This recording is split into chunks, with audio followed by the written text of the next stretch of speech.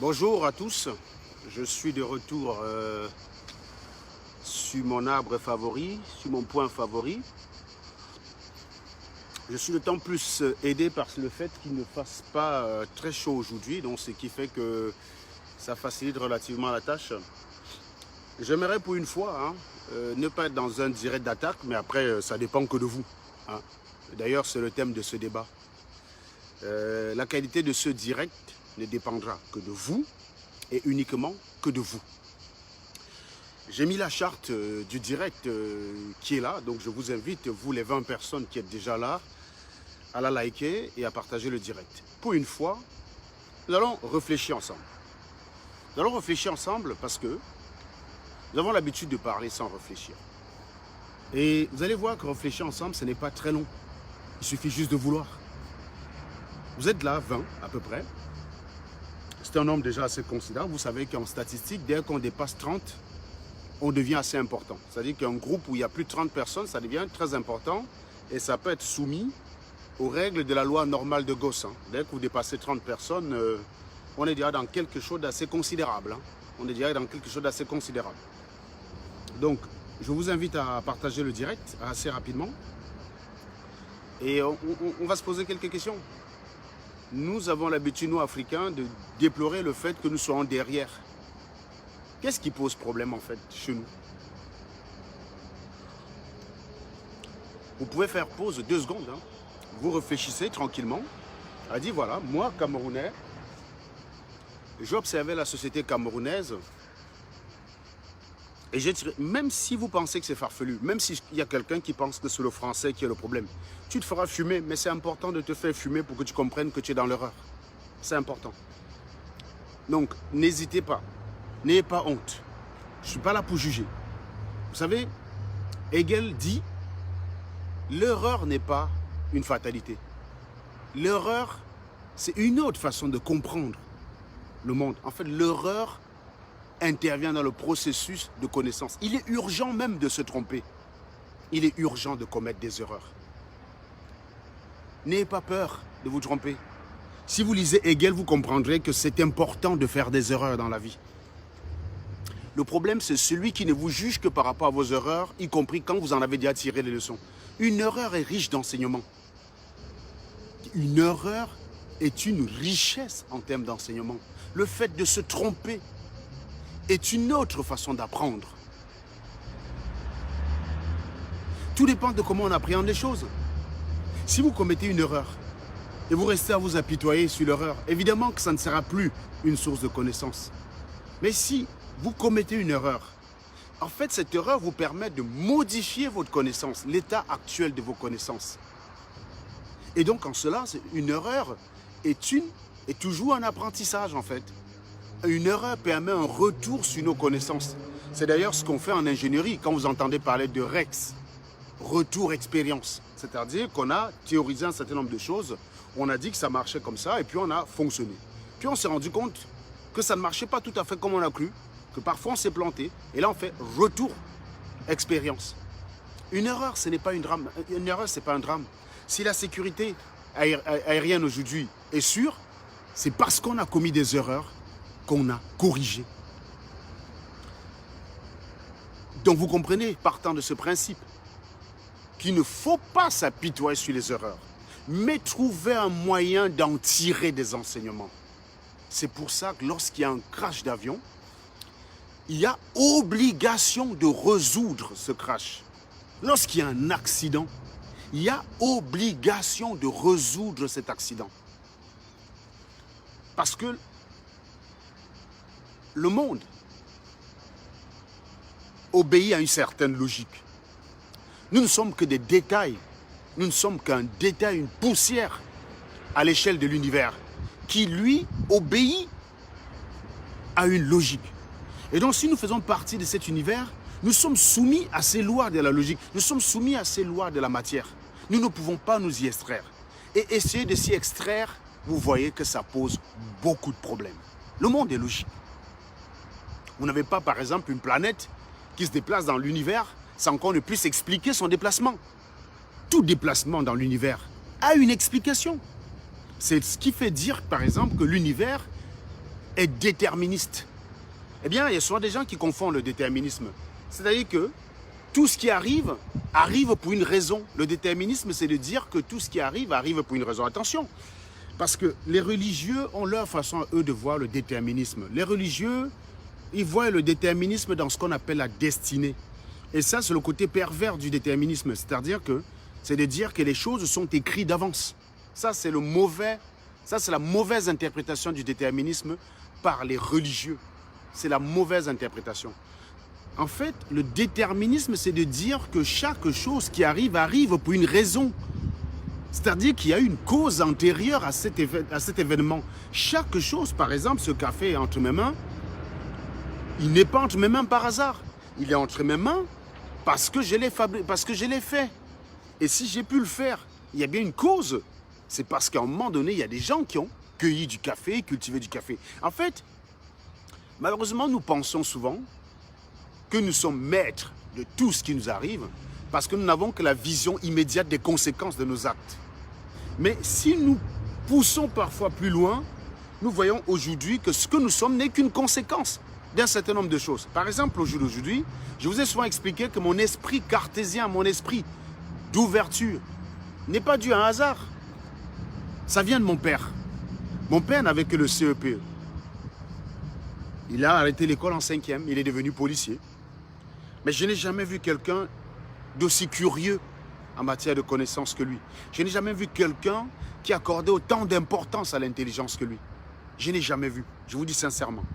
Mon papa, il avait beau être policier, mais vous lui aurez demandé d'aller coffrer un professeur qu'il aurait eu beaucoup de mal. Il aurait eu beaucoup de mal, mon père. Vous aurez demandé à mon père d'aller coffrer un médecin, il aurait eu beaucoup de mal. Il n'a jamais utilisé son métier pour se venger du fait qu'il n'est pas allé à l'école. Mon papa était l'unique fils de son père, il a perdu sa mère très tôt. Il a dû vivre chez des gens pour pouvoir aller à l'école, où il faisait des travaux ménagers pour pouvoir aller à l'école. Mais il n'a jamais gardé de cela une frustration. Mon papa, en fait, c'est un disciple, j'ai envie de dire, de Marc Aurèle. Marc Aurèle, c'est comme Sénèque, comme Épithète. C'est des pères du stoïcisme. Mon papa, c'était quelqu'un de stoïque. Il était stoïque sur beaucoup de choses pour lesquelles il considérait qu'il n'avait pas d'emprise. Mais il était surtout un stoïcien. C'est-à-dire qu'il savait déjà comprendre dans la vision mondiale, dans la vision universelle, ce qui dépend de lui et ce qui ne dépend pas de lui. C'est pour ça que mon papa n'a jamais été vraiment malheureux. Mon papa n'a vraiment jamais été malheureux. Pourtant, il n'était pas riche. Et c'est pour cette raison qu'il ne nous a pas inculqué la notion de vivre dans l'envie et le désir. Parce qu'attention, beaucoup de gens pensent que le bonheur, c'est la satisfaction de tous ses désirs. Mais non. Quand on aura l'occasion, dans certaines de mes vidéos, de parler du stoïcisme à l'état pur, des vertus du stoïcisme, vous allez comprendre pourquoi le bonheur n'est pas la satisfaction des désirs. En fait, c'est tout le contraire. Beaucoup de gens pensent que le bonheur, c'est satisfaire tous ses désirs. Par exemple, j'avais un désir ce midi, prendre ce café. Ben, je l'ai fait, le café. Je n'ai pas mangé ce midi parce que je n'avais pas faim, puisque j'arrive à peu près à rester une journée sans manger, ça, il n'y a pas de problème. Mais j'avais envie de ce café. Ben, je l'ai fait. On pourrait penser que parce que j'ai fait ce café, tel que j'en avais envie, ben, je vais être heureux. Mais une fois que j'aurai fini de le boire, il ne me faudra pas longtemps pour avoir besoin d'un autre café. En fait, vous voyez donc que le désir, il est tout le temps insatiable. Et que si vous indexez votre bonheur sur vos désirs, eh bien, vous êtes à coup sûr garanti de ne jamais être heureux. Jamais être heureux. Donc, c'est la raison, on aura l'occasion d'y revenir. Quand je vous expliquerai pourquoi le bonheur, ce n'est pas la satisfaction de l'ensemble de ses désirs.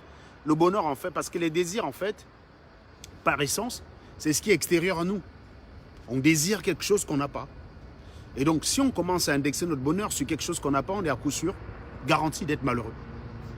En fait, le bonheur ne dépend que de nous. Il ne dépend qu'à nous d'être heureux avec ce qu'on a, d'être heureux avec ce qu'on peut faire, d'accepter d'abord qu'il y a des choses qu'on peut faire et des choses qu'on ne peut pas faire. Et une fois qu'on a accepté cela, d'indexer notre bonheur uniquement sur ce qu'on peut faire.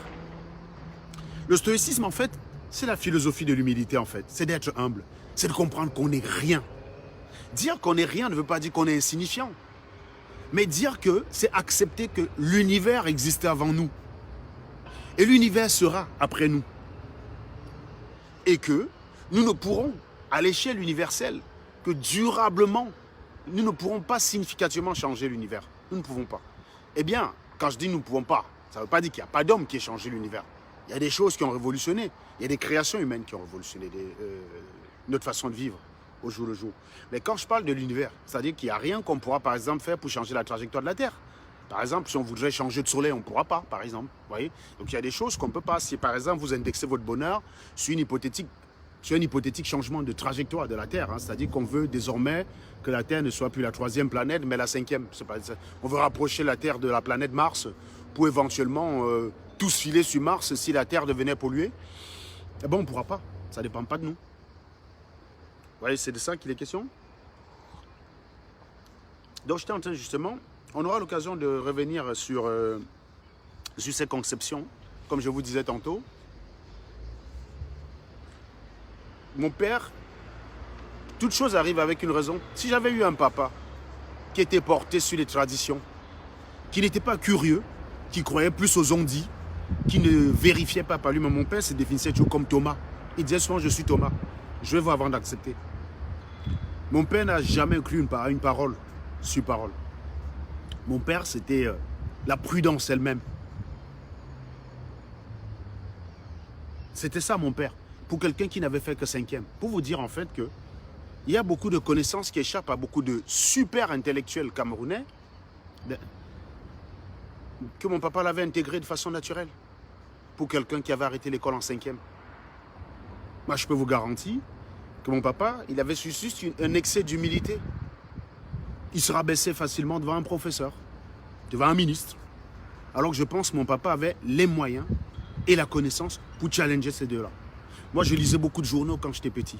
Très curieux de l'actualité, très curieux des documentaires. Moi, j'ai toujours plus été attiré par des documentaires que par des telenovelas. Hélas, ça ne passait pas beaucoup à la CRTV. Je n'ai pas grandi dans une maison avec le câble. C'est dommage. Mais les peu de documentaires que diffusait la CRTV aiguisaient mon intérêt. C'est la raison pour laquelle, avant de quitter le Cameroun, je connaissais beaucoup plus des États-Unis que beaucoup de gens qui vivent aux États-Unis. C'est la raison pour laquelle, avant d'arriver en France, je connaissais certainement plus la France que beaucoup de connards qui habitent en France. J'ai toujours été attiré par cela. Et c'est ce qui a attiré mon père, la connaissance. Prenez par exemple les documents, les petits bouquins que servent souvent les témoins de Jéhovah, la tour de garde, réveillez-vous. Mon papa les lisait tous. Pourtant, il était aussi croyant que moi. C'est-à-dire pas du tout. Mais dedans, il y avait des choses très intéressantes qui permettaient d'apprendre. Des expériences, des exemples, des réussites personnelles qui pouvaient inspirer. C'est pour ça que mon père prenait ces bouquins-là. On avait beaucoup de bouquins de témoins de Jéhovah chez nous, la tour de garde, réveillez-vous. Pourtant, mon papa n'était pas croyant. Parce que j'ai beaucoup lu de ces livres-là. Et j'ai beaucoup appris de ces livres. J'ai lisé le Cameroun Tribune alors que j'étais même pas en C1. J'ai lisé Mouyanga et Takala sur le trottoir, Niem Popoli. J'ai grandi avec ça, parce que mon papa lisait les journaux. Combien d'enfants encore aujourd'hui voient leur père lire les journaux? Aujourd'hui, on est plus abonnés, et ce n'est pas parce que mon papa lisait les journaux qu'il croyait tout ce qu'il disait. Je voyais mon papa lire un journal et exercer son esprit critique. De dire, ça, ce qu'il dit là, ce n'est pas forcément vrai, parce que moi, dans le cadre de mes interventions en tant que policier, j'ai constaté ceci, cela. Mon papa n'était pas un réceptacle de toutes les idées reçues. Si j'avais eu un père qui était porté sur les traditions, si j'avais eu un père qui était porté sur les on-dit, si j'avais eu un père qui, chez nous, me parlait plus des histoires de cul des autres que de ce que nous pouvons faire de notre vie, mais il est probable que je ne serais pas là. Donc, je ne suis que la conséquence de cela. C'est la raison pour laquelle j'ai dit nous sommes entièrement déterminés. Mais pas par rapport au fait qu'on a une destinée. Ça, c'est les religieux qui disent ça. On est entièrement déterminés dans le sens que chaque chose qui arrive a une cause. Il y a une raison à chaque chose qui arrive. Et que ce n'est pas parce que nous ignorons cette raison que nous pouvons croire peut-être qu'on a la maîtrise de tout ce que nous sommes aujourd'hui. Chaque chose qui arrive a une raison. Par exemple, un psychopathe qui commet un crime, la justice, pourquoi ne se contente pas de dire tu vas en prison, tu as tué, allez hop, en 2 secondes on décide que tu es en prison. Pourquoi il y a un procès parfois de 3 semaines, 1 mois? Parce que la justice se dit ce psychopathe, il a tué, mais il y a une raison à son meurtre, il y a une raison à son crime. Et tout le travail de la cour d'assises, c'est d'essayer d'expliquer cela. Non pas d'excuser, faites attention. Hein? Non pas d'excuser, non pas de justifier, mais d'expliquer. D'ailleurs, les stoïciens pensent que faire la distinction entre excuser et expliquer, c'est farfelu. Parce qu'à partir du moment où toute chose qui arrive a une raison d'arriver, c'est-à-dire que ça devait arriver de toutes les façons, eh bien, il n'y a pas lieu d'excuser. C'est quelque chose qui s'impose à nous.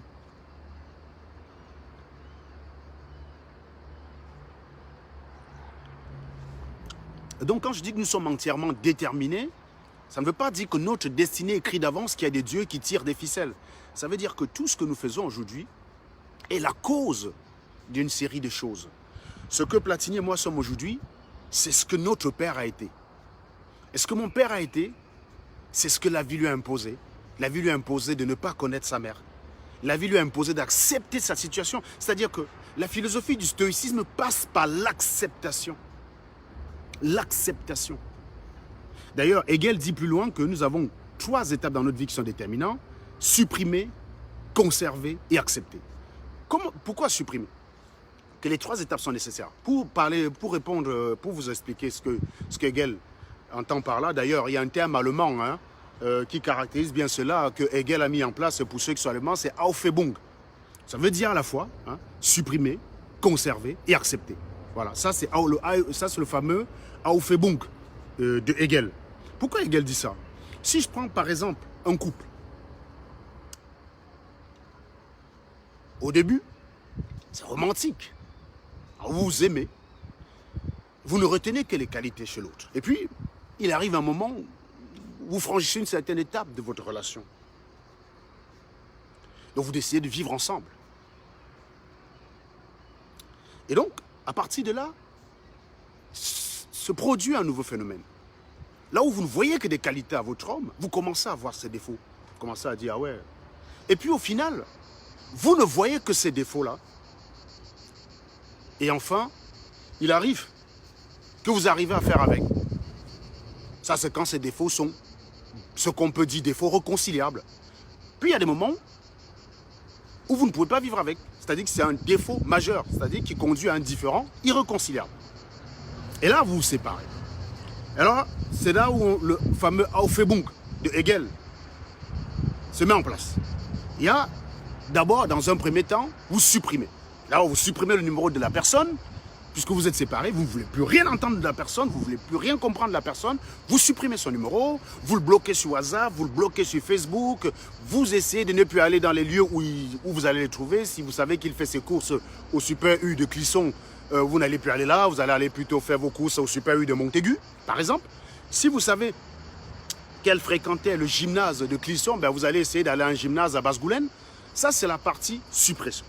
Puis, il arrive à un moment donné où vous comprenez que, d'une certaine manière, cette personne n'a pas eu qu'un effet négatif sur vous. C'est-à-dire que oui, elle m'a blessé, mais elle m'a surtout apporté. Et que me battre à vouloir supprimer cette personne de ma vie n'est qu'une chimère. Je ne pourrais pas effacer la relation que j'ai eue avec cette personne. Il y a beaucoup de cette personne en moi aujourd'hui. Et là, on est dans ce qu'on appelle la conservation. Et puis après, il y a l'acceptation, où vous acceptez au final, oui, cette personne m'a blessé, c'est une personne que j'ai beaucoup aimée, elle m'a trompé, je me suis senti blessé, mais cette personne m'a aussi beaucoup apporté dans ma façon de voir la vie. Cette expérience m'a enrichi aussi, dans ce sens que je ne peux pas transformer les gens. Les gens sont comme ils sont, je dois les accepter comme ça. Et que si je veux m'accrocher dessus, je vais passer ma vie à souffrir. Eh bien, vous êtes dans l'acceptation. Et là, on arrive à ce qu'on peut appeler la réconciliation. Vous débloquez la personne sur WhatsApp, vous prenez de ses nouvelles, vous lui dites finalement, je t'en veux pas parce que j'ai quand même beaucoup appris, j'ai grandi entre-temps. Et peut-être parfois, une relation peut renaître sur de nouvelles bases. Et c'est souvent là que quelqu'un vous dit, mais attendez, il vous a trompé. Mais comment ça se fait que vous vous retournez avec lui? Oui, il m'a trompé, mais il m'a apporté telle chose que je n'ai pas retrouvée ailleurs. Donc, quand je fais la balance, je me dis, ouais, je ne peux pas le changer. Il est comme Serge Anango, il aime les femmes. Ça, je ne pourrais rien y faire. Donc, bah, je l'accepte, tout simplement, je l'accepte. Voilà, mais beaucoup ne comprendraient pas parce qu'on est toujours dans une sorte de jugement superficiel. Mais c'est du Hegel tout ça. Hegel vous dit en fait que la vérité passe par une série de réfutations. C'est-à-dire que pour atteindre la vérité, il faut passer par une série d'étapes tout aussi contradictoires les unes que les autres pour arriver à la vérité. C'est par exemple, et ceux qui ne comprennent pas Hegel sont ceux qui ne comprennent pas que comment Serge Anango, qui depuis des années dit qu'un Bamileke ne doit jamais être au pouvoir. Ça, c'est pas récent d'ailleurs. Pour beaucoup d'entre vous, c'est récent. Beaucoup, donc, dire qu'un Bamileke ne doit jamais être président. Je le dis depuis des années. Mes ennemis le savent. D'ailleurs, ils m'ont qualifié de quelqu'un qui n'aime pas sa tribu, qui a honte de ses origines. C'est vrai, c'est vrai. Mais je le dis depuis des années.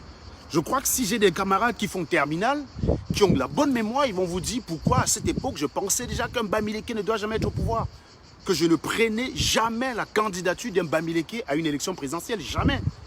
Je ne prenais jamais la candidature d'un Bamileke. Jamais. Pour moi, un Bamileke, c'était un fantaisiste. Quel seul Bamileke qui a été candidat?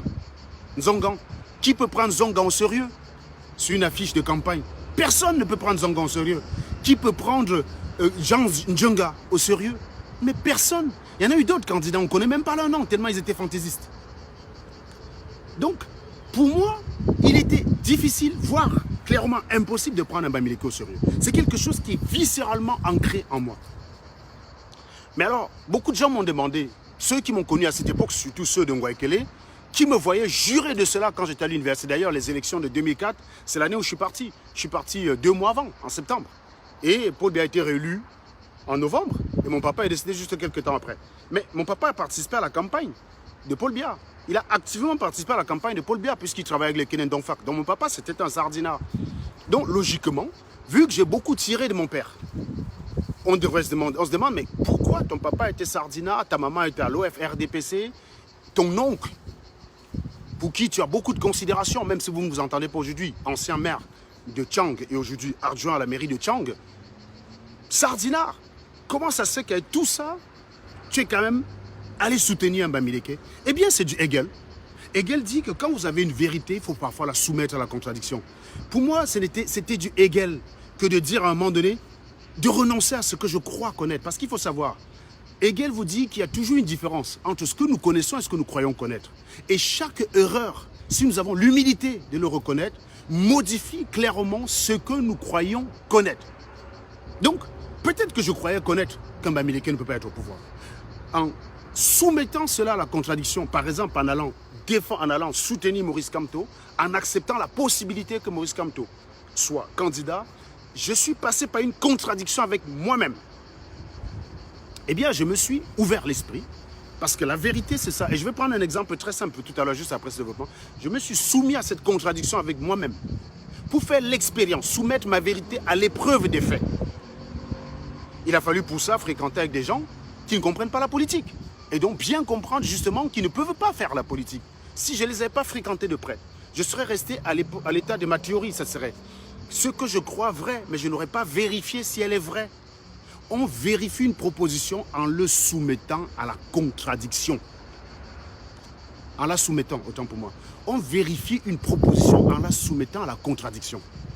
Et non pas en passant le temps à la confirmer. Oui, la meilleure façon d'être sûr qu'un Bamileke ne doit jamais être au pouvoir, ce qui correspond à peu près à ma croyance.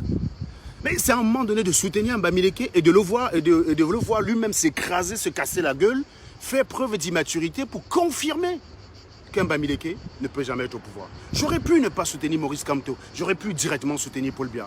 Mais je me serais passé de cette vérité-là. Les gens me disent, Serge, tu as perdu ton temps avec les talibans, tu as perdu 3 mois de ta vie avec eux. Mais non, je n'ai pas perdu 3 mois de ma vie. J'ai investi 3 mois de ma vie pour rechercher, pour confirmer une hypothèse, pour confirmer une vérité. Et je l'ai confirmé. Donc pour moi, j'en ressors grandi. C'est-à-dire que vous, là où vous aviez une croyance, moi j'ai une vérité.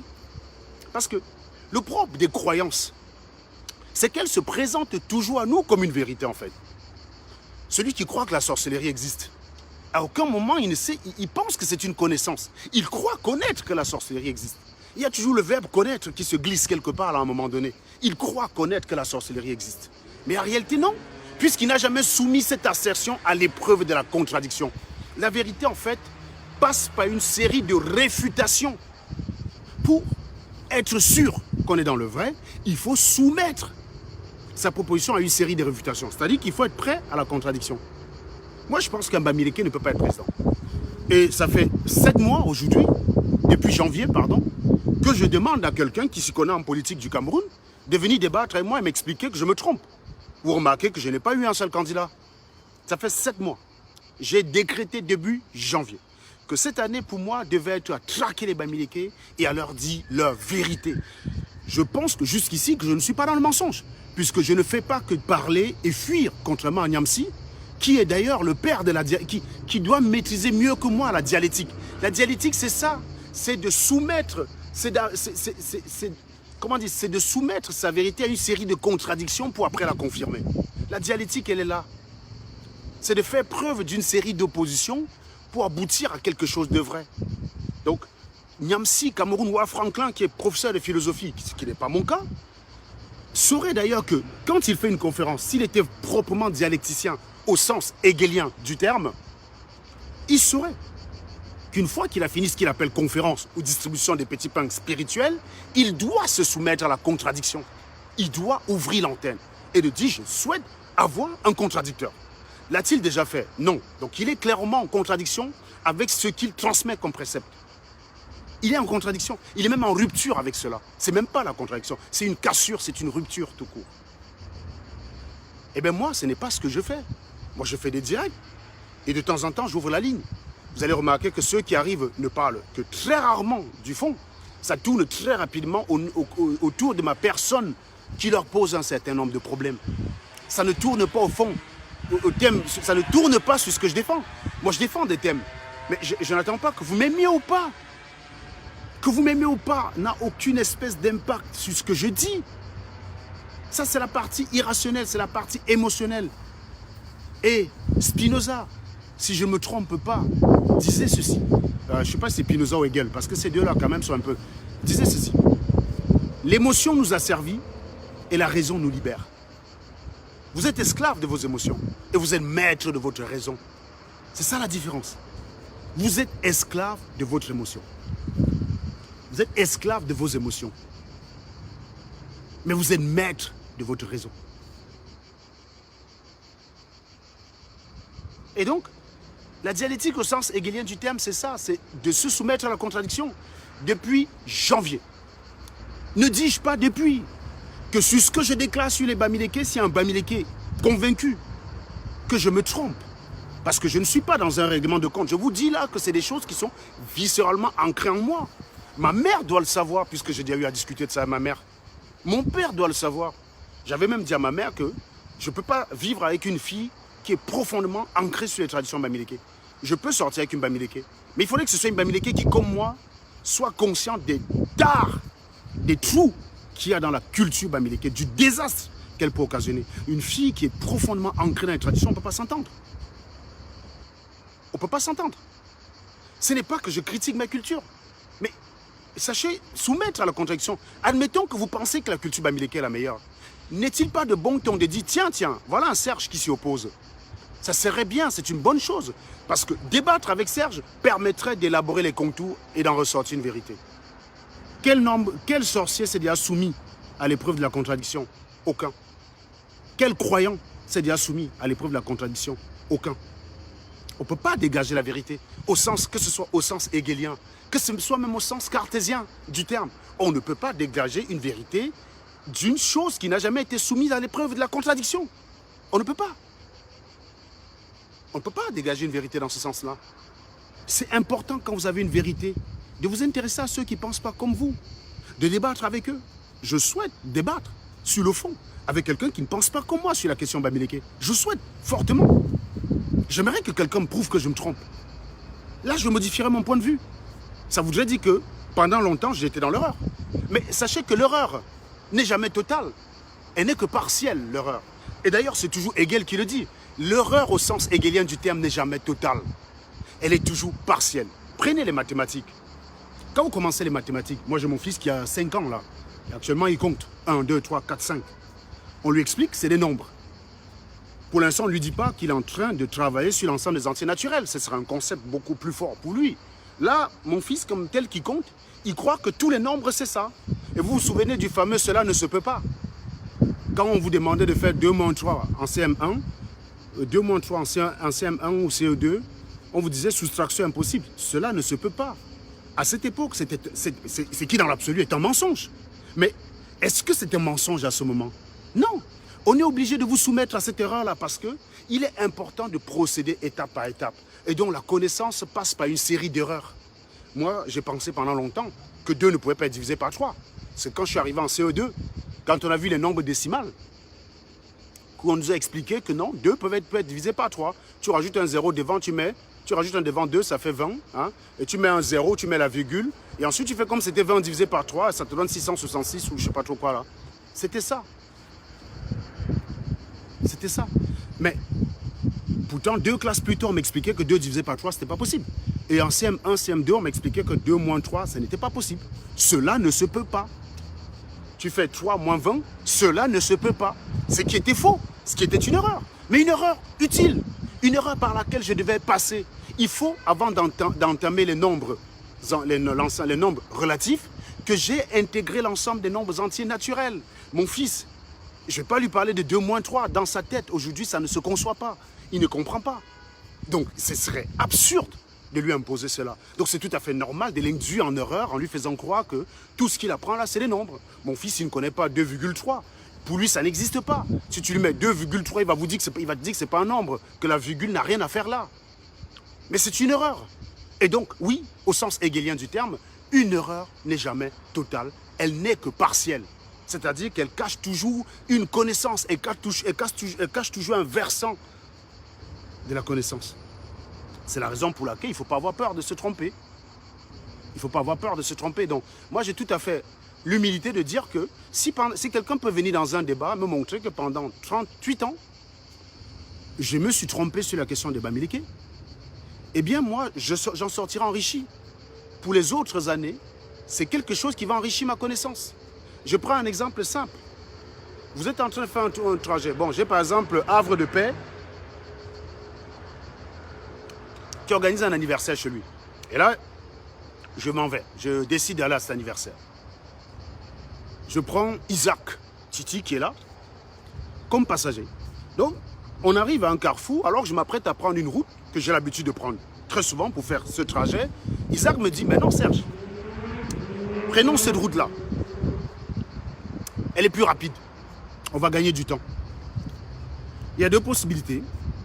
Soit je dis à Isaac, oh non, non, t'inquiète, je maîtrise. Et je continue ma route. Et là, c'est possible. Hein? Au bout du compte, je peux arriver vite. Donc, je ne ferai que confirmer ma thèse. Mais j'aurais raté là une occasion d'agrandir mes connaissances. Ça ne fait que confirmer ma connaissance actuelle. Mais ça n'apporte rien que je prenne cette route-là. Oui, je vais confirmer, oui, je vais arriver au bout, je vais dire oui, tiens, je suis arrivé à l'heure. Mais j'aurais confirmé que c'est une... Oui, que je connais la route. J'aurais confirmé ma thèse. Mais je n'aurais rajouté aucune connaissance. Supposons dans un deuxième cas que je prends la route d'Isaac. Et j'arrive plus vite. Je dis, tiens, ah bah oui, au final, ça modifie mes connaissances. Clairement, ça modifie mes connaissances. Puisque je pensais que cette route était plus rapide. Mais en fait, grâce à Isaac, je viens de découvrir en fait, qu'il y a une route plus rapide. Donc clairement, ça modifie l'état actuel de mes connaissances. Imaginons qu'au contraire, on perd 5 minutes. C'est-à-dire que là où initialement j'avais prévu qu'on arriverait à 18h05 chez Havre de Paix, en fait on arrive à 18h10 parce qu'Isaac m'a demandé de passer par là. Il y a 2 possibilités. C'est de dire Isaac, putain t'es qu'un connard là, tu viens nous perdre 5 minutes, tu viens nous faire perdre 5 minutes. Tu viens nous faire perdre 5 minutes. Voilà, je savais que j'avais raison. Donc on a perdu 5 minutes. Ça, c'est la vision camerounaise des choses, c'est la vision stupide des choses. La vision hegelienne des choses dit ceci. Vous n'avez pas perdu 5 minutes de votre vie. Vous avez juste investi 5 minutes de votre temps pour confirmer, ou pour infirmer plutôt, pardon, pour infirmer votre connaissance. Et votre connaissance est de nouveau enrichie. Parce que quand on va vous dire, pourquoi penses-tu que c'est le chemin le plus long? Tu ne pourras pas simplement dire que c'est parce que je passe là tous les jours, ce qui en soi ne veut rien dire. Tu dis c'est parce que j'ai testé d'autres chemins et il s'est avéré que c'est le plus rapide. Voilà. Là, vous avez enrichi votre connaissance. Là où au départ, vous n'aviez qu'une croyance, vous vous retrouvez avec une connaissance. Et je vous ai dit tout à l'heure que le propre d'une croyance, c'est qu'elle se présente toujours à nous comme une connaissance. C'est-à-dire que parce que vous faites ce chemin tous les jours, que vous n'avez d'ailleurs jamais éprouvé, vous pensez connaître les autres chemins. Mais à la réalité, ce que vous ne connaissez pas, c'est une illusion. Vous êtes dans une croyance. Vous croyez connaître ce chemin, mais vous ne connaissez pas, vous croyez connaître, vous croyez être sûr que c'est le plus rapide, mais vous ne connaissez pas. Donc, oui, si vous choisissez de ne pas écouter Isaac, eh bien vous confirmerez votre règle, mais vous n'apprendrez rien de plus. Si vous choisissez d'écouter Isaac, dans les deux cas de figure, vous apprenez. S'il a raison, vous apprenez. S'il a tort, vous avez investi de votre temps pour confirmer votre hypothèse. Et désormais, vous êtes enrichi. Serge Anango, pourquoi tu penses que cette route est la plus rapide? Eh bien, parce que j'ai déjà testé les autres, il s'est avéré que celle-ci est plus rapide. Là, vous avez une connaissance. Il s'agit là d'une connaissance, ce qui n'est plus le cas d'une croyance.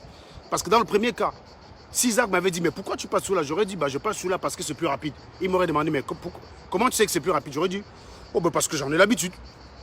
Ce n'est pas une connaissance, c'est une croyance. Nuance. Donc, au sens hegelien du terme, le fait d'être passé par là prouve que vous avez gagné du temps. Et donc, même si aujourd'hui je me trompe sur le fait que les Bamileke soient en capacité de gouverner le Cameroun, eh bien, j'aurais gagné 38 ans de ma vie investi dans l'épreuve d'une autre vérité. Et si ça se casse la gueule, je serai humble. Moi, je n'ai pas de problème. Moi, je suis quelqu'un de rationnel. C'est-à-dire que je ne vais pas crier que ceci est jaune si je vois bien qu'il est vert et marron. Voilà. Je suis quelqu'un de parfaitement rationnel, de normalement constitué. Je ne me bats pas contre la vérité. Je me bats pour la vérité. C'est une nuance très importante. Le problème avec les Bamileke, c'est qu'ils se battent contre la vérité. Ils trouvent toujours un moyen de la renier, la vérité. Moi, je suis un stoïcien, comme je vous l'ai dit. Et en ce sens, il est difficile pour moi, il est difficile pour vous de m'imposer votre vérité. Prenez un exemple simple. Je vous ai souvent dit plusieurs fois que la vérité encule le mensonge. La vérité, elle est mâle. Et le mensonge est femelle. Si on prend un exemple simple, j'ai 1000 personnes sur Facebook qui me disent kikinette. Allez, 10 000, allons-y, soyons sympas. Allez, 100 000 personnes qui me disent kikinette. Et derrière moi, j'ai 10 gars que j'ai pinés, qui ont pris leur pied et qui me disent non, Serge, t'es un bon coup. Mbang avec toi, ce n'est pas une partie de perte, ce n'est pas une perte. À votre avis, lequel des deux avis je vais prendre en compte? Je vous pose la question. Je recommence. Hein. Vous êtes 100 000 à dire kikinette, ton dingue petit, il est comme l'auriculaire. On ne sait même pas comment tu arrives à faire avec ta femme. Vous le criez pendant des années. Et moi, derrière moi, j'ai 10 filles que j'épine tout le temps et qui sont pleinement satisfaites et épanouies. À votre avis, quelle est la vie qui compte le plus? Les 100 000 connards qui crient par incapacité, par frustration, ou les 10 nanas que j'ai pinés? Soyons sérieux. Vous pensez déstabiliser qui avec ça? Vous ne pouvez déstabiliser que des gens petits d'esprit qui n'ont pas conscience de la doctrine stoïcienne. La doctrine stoïcienne dit ceci. Dans sa deuxième vertu, dans sa deuxième partie, il y a deux grands axes de la doctrine stoïcienne. Il y a d'abord la première partie qui est la vertu du bonheur, la recherche du bonheur. Et elle vous dit ceci, la recherche du bonheur passe d'abord par l'humilité, la tempérance, la justice et le courage. La tempérance, l'humilité, c'est-à-dire, c'est de reconnaître qu'on n'est rien et qu'on ne peut pas faire plus que ce qu'on croit pouvoir faire. Deuxièmement, la tempérance. Se poser la question à chaque fois si ce que nous voulons faire est utile. C'est-à-dire est-ce qu'on peut significativement l'apprécier. Par exemple, si beaucoup des gars de la basse étaient des stoïciens, ils auraient arrêté les marches depuis. Parce que la tempérance te dit que ce n'est pas à l'effort que tu es, ce n'est pas parce que tu dépenses beaucoup de l'énergie que tu es récompensé. C'est parce que tu axes bien ta dépense d'énergie. Est-ce que le fait d'aller marcher peut chasser pour le bien? Si tu poses cette question, c'est ce qu'on appelle de la tempérance. La troisième, c'est la justice. C'est-à-dire le fait de traiter autrui comme on aimerait être traité soi-même. Si vous êtes quelqu'un qui n'aimerait pas Si vous êtes quelqu'un qui n'aimeriez pas, pardon, être calomnié, il vaut mieux pas calomnier les gens.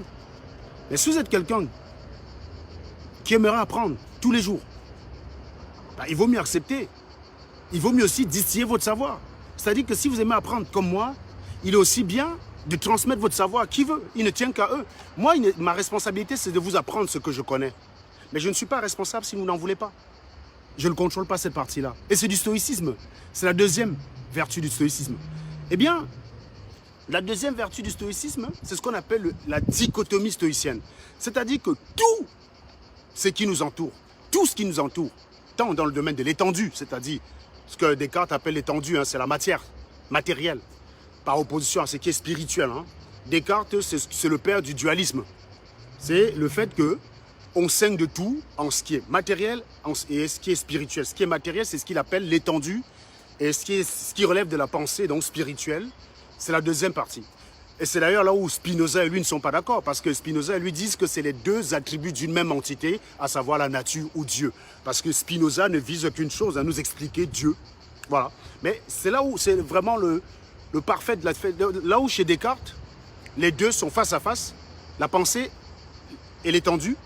Chez Spinoza, c'est deux parallèles en fait. C'est pour ça qu'on appelle d'ailleurs Spinoza le père du parallélisme en fait. Voilà. Donc, il faut savoir, comment dire, il faut donc être capable à tout moment de savoir ce qui dépend de vous et ce qui ne dépend pas de vous. Ça paraît bête, hein, si vous dites, attends, Serge, comment tu peux résumer le stoïcisme à cela? Ben, bien sûr que je sais ce qui dépend de moi, mais je sais aussi ce qui ne dépend pas de moi. Pas tout à fait. Quand vous regardez les Camerounais, quand vous regardez leur comportement, vous comprenez effectivement que cette frontière, ils ne la connaissent pas. Par exemple, quand vous voyez un Camerounais qui va sur la photo d'Ahmed Khmer en vacances, balancer des commentaires négatifs en espérant que ça puisse perturber la tranquillité d'Ahmed Khmer ou modifier la sensation qu'Ahmed Khmer a de l'instant qu'il vit. Eh bien, cette personne manque clairement de stoïcisme. Parce que ça ne dépend pas d'elle. Ça ne dépend pas de toi. Comment Ahmed Khmer doit vivre sa vie. Ça ne dépend pas de toi ce qui fait plaisir à Ahmed Khmer. Ça dépend d'Ahmed Khmer. En revanche, ce qui dépend de toi, c'est de te rendre heureux toi-même. Et ça, c'est quelque chose que tu ne peux pas si tu passes ton temps à aller attaquer les autres qui sont heureux. Tu ne peux rien y faire. Tu peux aller insulter Ahmed Khmer sur son post comme tu veux. Tu peux poster 150 000 commentaires. Et tu n'affecteras pas durablement son bonheur. Tu ne peux pas affecter son bonheur parce que ça ne dépend pas de toi. Là, il s'agit d'une frustration et la frustration relève de la passion. Et la passion, comme je l'ai dit tout à l'heure, elle a servi plus qu'elle ne libère. Elle a servi à vous rendre prisonnier. Le monsieur qui a tué à Douala pour 100 francs. Vous pensez que c'est un meurtrier à la base? Non, ce n'est pas un meurtrier, ce monsieur. Mais c'est quelqu'un qui est frustré, qui a renfermé beaucoup de frustration dans sa vie, qui a de la haine.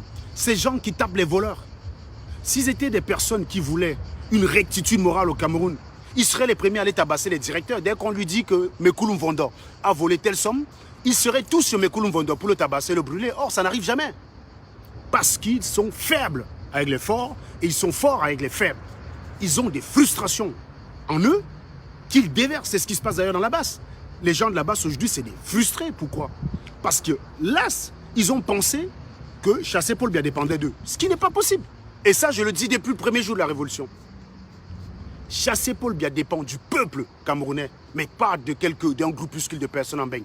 Jamais. Vous ne m'avez jamais entendu, ou même si j'avais bu, même si j'étais bourré, dire que je vais aller chasser Paul Biya. Si quelqu'un m'a entendu dire une fois une telle phrase, je lui donne 10 000 €. Jamais de la vie. J'ai toujours dit que ça ne dépendait que des Camerounais. C'est d'ailleurs ce que Platini s'est souvent attelé à répéter. Ça dépend des Camerounais. Et il ne dépendait que d'eux. Si ça dépendait de moi, si je commençais à dire que ça dépendait de moi, eh bien, je cesse d'être un stoïcien. Parce que ça ne dépend pas de moi, ça dépend du peuple camerounais. Et le peuple camerounais, je n'en ai pas le contrôle sur lui. Et donc, ça ne dépend pas de moi de chasser Paul Biya. Mais si les gars de la base avaient compris ça, ils auraient gagné beaucoup d'années dans leur vie. Ils ne l'ont pas compris. Ça ne dépend pas de moi, ça ne dépend pas de vous. Mais au jour d'aujourd'hui, qu'est-ce qui se passe? Ils se sont mis en tête que ça dépendait d'eux. Et l'incapacité justement à chasser Paul Biya fait que dès qu'on a quelqu'un qui est identifié de traître, on verse sa frustration sur lui. On verse sa frustration. Tout le monde, on se jette sur lui comme un chat. Parce qu'on a été incapable de chasser Paul Biya. Si ces gars étaient en mesure de chasser Paul Biya, pensez-vous qu'ils perdraient le temps à attaquer Timban Bomo de traître? Pensez-vous qu'ils perdraient le temps à venir raconter des conneries sur ma page? S'ils avaient la capacité de chasser Paul Biya, ils seraient attelés à le faire. Ils seraient en train de soit chasser Paul Biya, soit fêter après avoir chassé Paul Biya. Et ce que je ferais sur ma page n'aurait aucune signification, aucune espèce d'impact sur eux.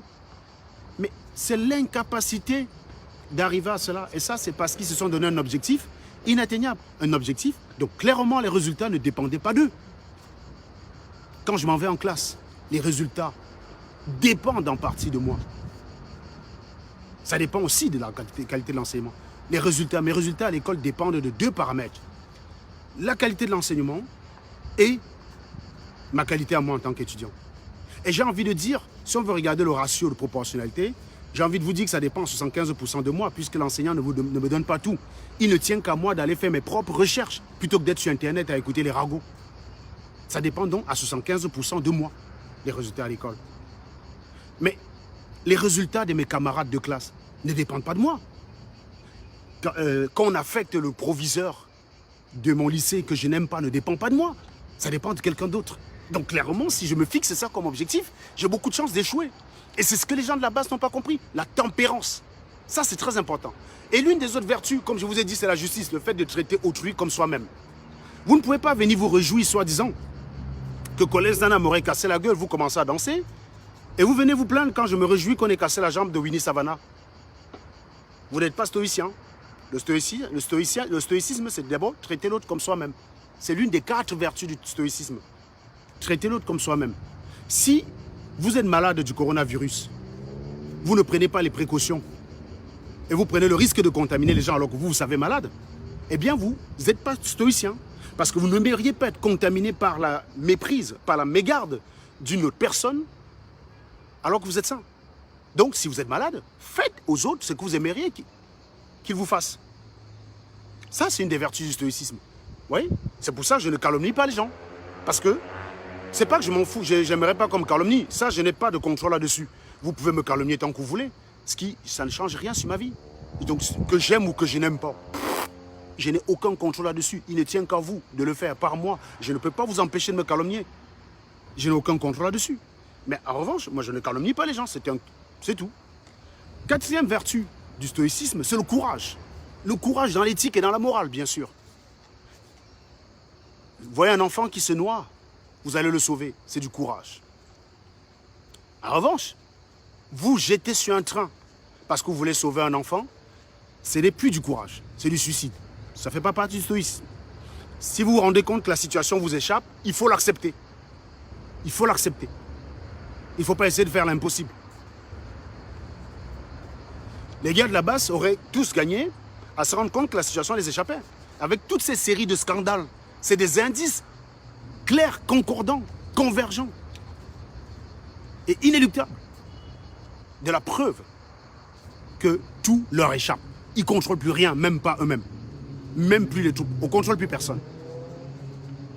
Et c'est à ce moment-là que, si tu es honnête, tu abandonnes le combat. Mais ils ne savent pas l'être. Vous voyez? Donc, c'est le courage. Maintenant, il y a une deuxième partie sur le stoïcisme qui est très intéressante, c'est la dichotomie stoïcienne.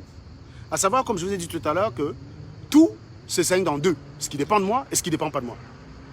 Et le stoïcien, c'est de concentrer son énergie sur ce qui dépend de lui et d'ignorer clairement ce qui ne dépend pas de lui.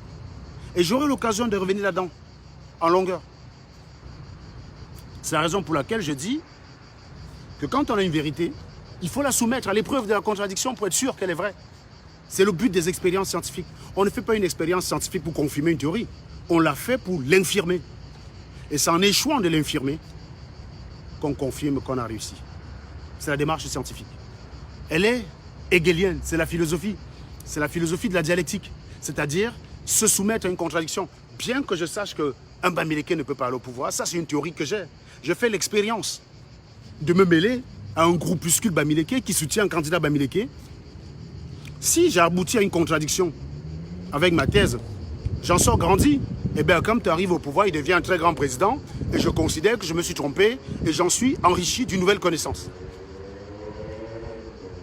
Si j'y vais et on aboutit exactement à la confirmation de ma théorie, j'en sors grandi. vu que si on me demande pourquoi tu penses qu'un Bamileke ne peut pas être au pouvoir, j'aurais de quoi défendre cela, puisque j'ai fait partie de ces gens-là. Je sais qu'ils n'ont aucune culture politique. Je sais que leur soutien vis-à-vis d'un candidat ne dépend pas de l'apport politique de ce candidat. Rien à faire. Ils ne parlent pas de politique. Quand on dit Kamtono, Gota, il y a Oliwatade, il n'y a rien de politique là-dedans. Ce n'est pas un programme politique.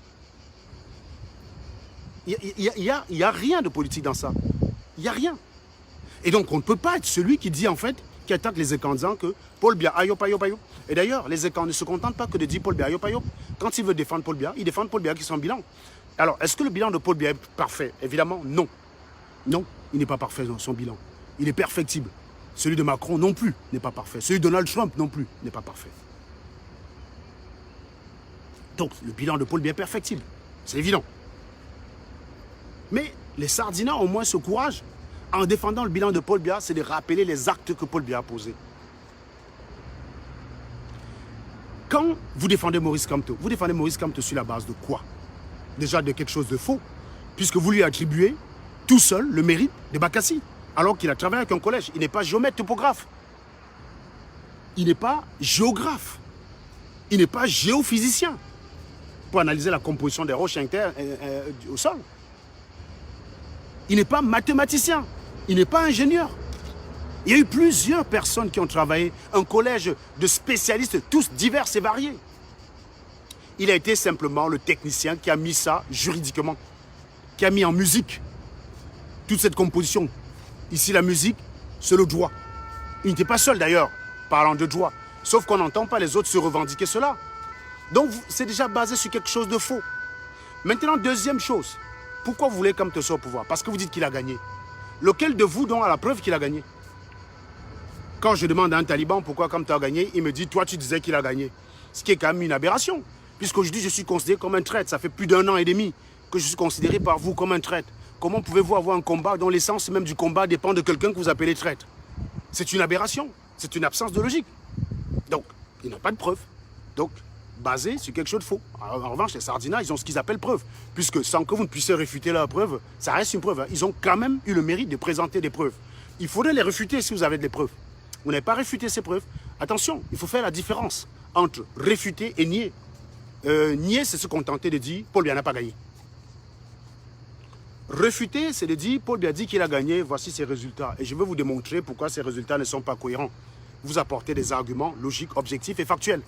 C'est ça, réfuter. C'est pour ça qu'on dit la science se soumet sans cesse à la réfutation et non pas à la négation. La négation n'apporte rien. Se contenter de dire c'est faux, ça ne suffit pas. Si vous débattez avec quelqu'un, vous faites une série de propositions, il passe son temps à dire c'est faux, giflez-le. Giflez-me-le. C'est un crétin. C'est une chiure, c'est une crevure, une raclure. Eh bien, il doit réfuter vos propositions. C'est ce que je fais. C'est ce que je fais. Donc, si quelqu'un pense que Kamto a gagné, moi je suis tout à fait libre, disposé à débattre avec lui. Je suis tout à fait. Si quelqu'un pense que Paul Biya est mort, je suis tout à fait disposé à débattre avec lui. Qu'on discute. Je lui apporterai des arguments pour lesquels, en mon sens, je pense que Paul Biya est en vie. Et lui, il doit m'apporter des arguments pour lesquels il pense que Paul Biya est mort. Et moi, je vais réfuter ces arguments, libre à lui de réfuter les miennes, s'il en a la capacité. C'est ça, la réalité. Ce n'est pas de venir dire, bah voilà, j'ai une vérité, voilà, c'est comme ça, c'est comme ça. Donc, vous comprenez en fait que la recherche de la vérité, c'est quelque chose de très fort. Et ça suppose qu'on soit conscient de ses propres limites. Et c'est la raison pour laquelle beaucoup de vos attaques, je tiens à vous rassurer, je ne vous réponds pas parce que ça me fait mal. Je vous réponds parce que je sais que vous êtes émotionnel et que vous accordez une part importante à cela. Et en vous répondant, bah, je vous casse. J'entretiens ce côté maso que vous avez.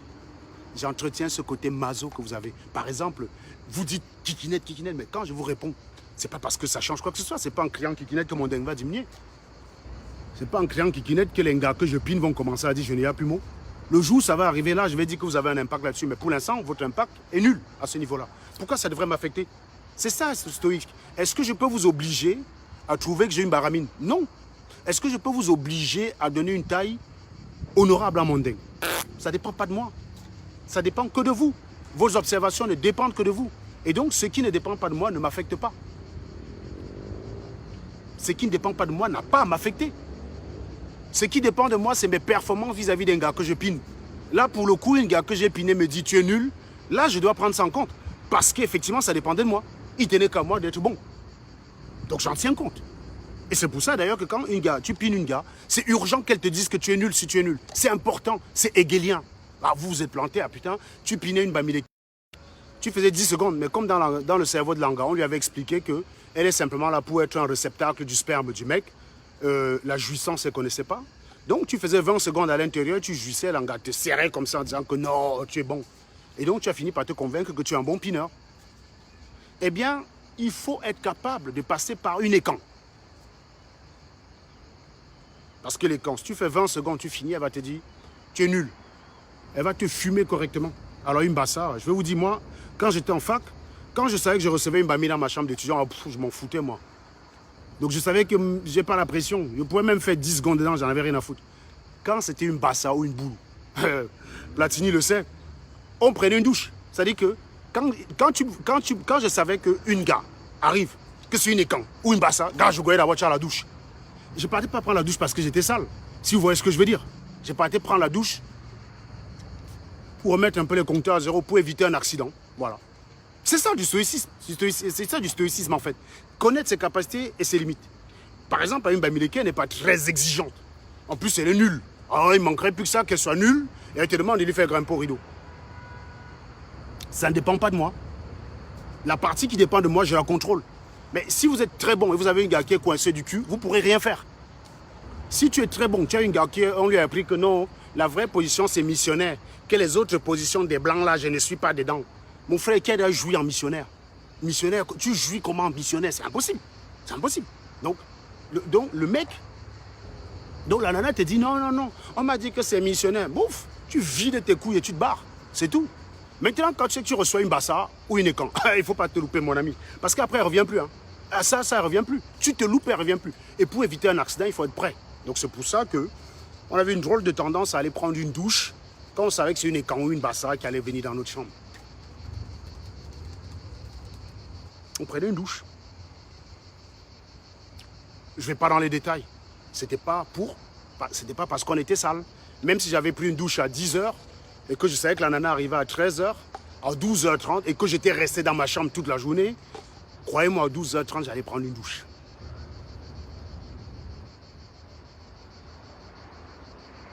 Donc, c'est pour dire que, effectivement, il faut accepter cela. Il faut se soumettre à cela. Et c'est en se soumettant à une contradiction, au fait qu'une fille vous dit non, non, non, non, non, attends, je t'explique. Hein. Tes 20 secondes que tu fais avec tes soeurs Bamileke là, c'est rien, hein, c'est rien. 20 secondes, c'est rien. Donc moi là, pour que je grimpe au rideau, tu dois être capable de durer au moins 7 minutes. Tu as compris? Et c'est là que tu vas comprendre que tiens, j'avais écouté un gars là, Serge Anango, qui avait une technique là, qu'il allait d'abord prendre sa douche avant. Voilà. Tu appliques d'abord ça. Parce que du coup, si tu appliques ça, ta douche avant sert à faire quoi? À virer le premier accident. Donc, les 30 secondes là que tu allais faire pour le premier, là, au moins tu l'évacues dans ta douche. Du coup, quand tu arrives là, tu as plus de chances de faire 7 minutes. Et donc, tu as plus de chances de la faire grimper au rideau. Et puis, tu n'es pas obligé de dire à la nana que tu es parti prendre une douche pour ça. Tu n'es pas obligé. Mais, tu vois, le fait qu'on te le dise, ça modifie ton état actuel de connaissance. Ton état actuel de connaissance te faisait croire que 20 secondes suffisait amplement. Mais c'est parce que ta femme n'avait pas d'attente à ce niveau-là. Mais maintenant, quand tu vas avec quelqu'un qui a des attentes, tu te remets en question et on remet les cartes à zéro. Vous voyez, la connaissance, ça s'applique en tout. Le stoïcisme s'applique en tout. Il y a ce qui dépend de vous, il y a ce qui ne dépend pas de vous. Par exemple, il ne dépend que de moi d'être sur Facebook et de personne d'autre. Il ne dépend pas de vous que j'y sois. Vous pourrez casser votre téléphone, vous énerver, vous étrangler, vous pendre même, vous jeter au rail. Ça n'aura aucune espèce d'importance. Et c'est bien ça le problème de l'émotion. Parce que l'émotion n'apporte rien. L'émotion ne résout rien. La peur d'une situation, est-ce que ça élimine les raisons de la peur? La jalousie vis-à-vis de votre partenaire, est-ce que ça empêche que votre partenaire vous trompe? L'inquiétude. Est-ce que l'inquiétude face à une situation supprime les raisons de l'inquiétude? Jamais. Est-ce que la frustration que vous pouvez éprouver face au bonheur d'Amer Kamer ou de Serge Anango quand il fait son jet ski lorsque vous êtes assis dans votre chambre, triste, cette frustration-là peut-elle m'empêcher de jouir de mon bonheur. C'est ça le problème de la passion, c'est qu'elle n'apporte rien. En revanche, la raison vous permet de mettre en corrélation vos actes et d'aboutir à un résultat. La raison, vous en êtes maître, la passion, vous la subissez. Je vais conclure en rappelant une citation issue du parallélisme spinozien. Spinoza dit ceci: l'ordre et la connexion des idées est pareil que l'ordre et la connexion des choses. Et pour prendre un exemple pour illustrer cela, pour conclure, quand vous regardez le Cameroun vu du ciel, quand vous regardez l'Afrique vue du ciel, l'ordre et la connexion des habitations est en parfaite corrélation avec l'ordre et la connexion des idées des Africains, tordus, aussi contradictoires les unes que les autres. Aucune logique, pas d'emboîtement. C'est du bazar, pas possible. Regardez l'Afrique de l'Ouest.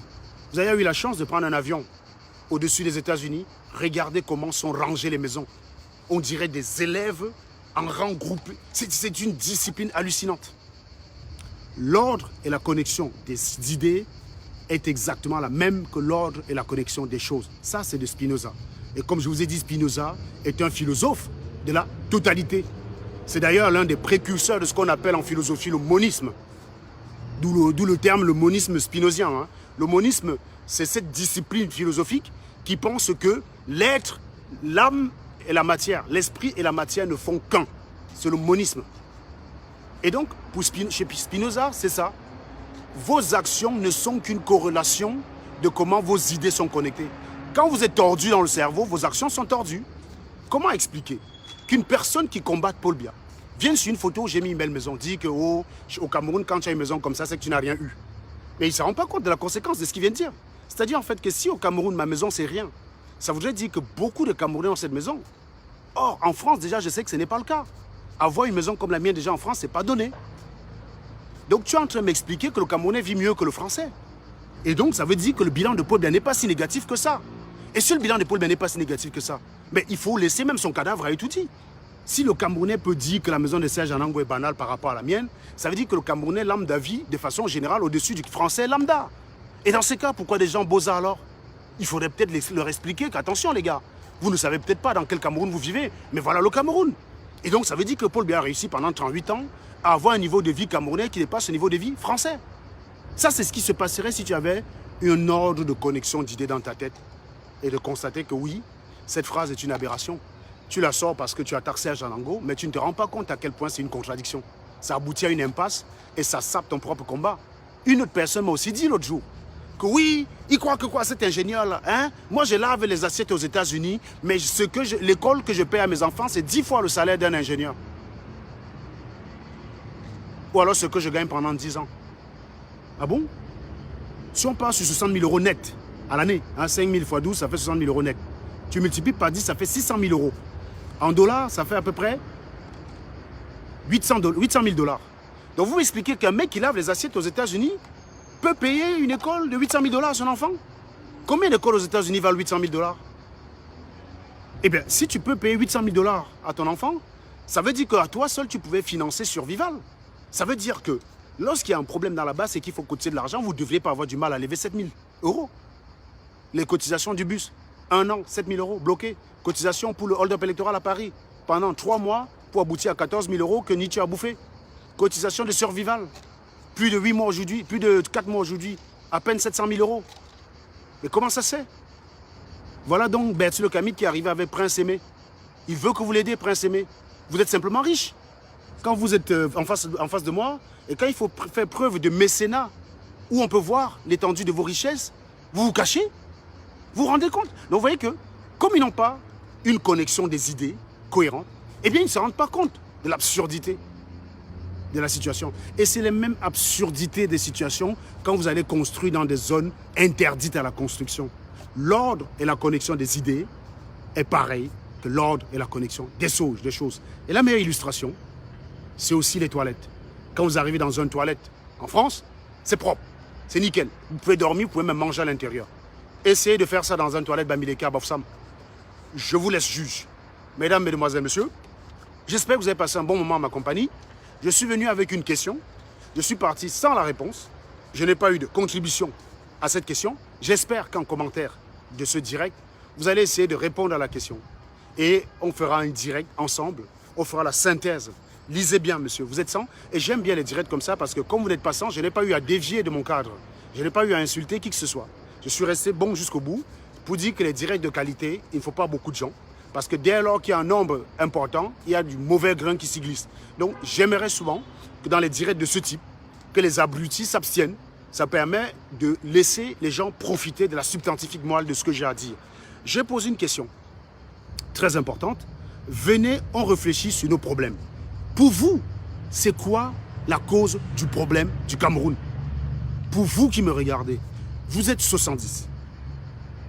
Je me doute bien qu'il y a des talibans dans les 70. Hein, puisque si je regarde le nombre de likes après, bien que je n'ai insulté personne, bien que je n'ai attaqué personne, vous allez voir qu'il y a 30 ou 40 personnes qui n'ont que liké. Même pas, peut-être même 20, peut-être même que 15.